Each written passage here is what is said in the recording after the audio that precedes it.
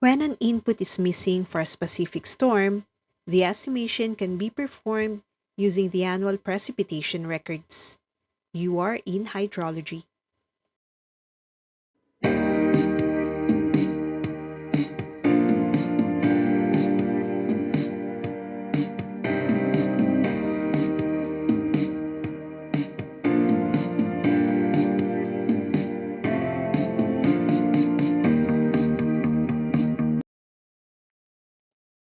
Missing rainfall data happens when the observer isn't around or the instrument failed, but there are two ways to estimate the values. One is arithmetic mean method, and the other is normal ratio method. When do we use a method from the other? Before delving into the computation of the missing rainfall data, we should check the annual rainfall difference, where, if it falls less than 10%, we use arithmetic mean method. The equation being the summation of the precipitation data of surrounding stations divided by their number.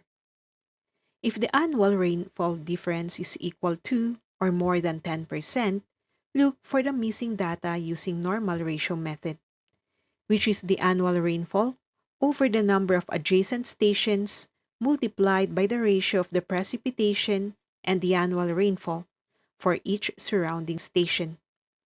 To clear things out, P1 until Pn are the precipitation data of the surrounding stations.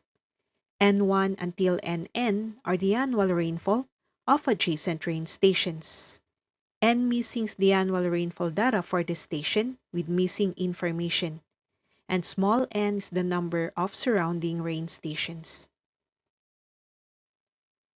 The second example has a larger catchment area situating 6 rain stations. During a specific storm, Station E wasn't able to provide accurate input, so a reading was disregarded. The task is to fill in a value for Station E using normal annual rainfall records. To identify which method to use between arithmetic mean and normal ratio, we should check the normal annual rainfall difference rate of each station. From Station A, the difference is taken as 1075 less 1050 over 1075, then multiply by 100% to have 2.36%. At Station B, the percentage difference is 1100 less 1075 divided by 1075, then multiply by 100% to the result. This gives another 2.36%. At Station C, the difference is 1080 minus 1075 all over 1075, then multiply 100% to have 0.47%.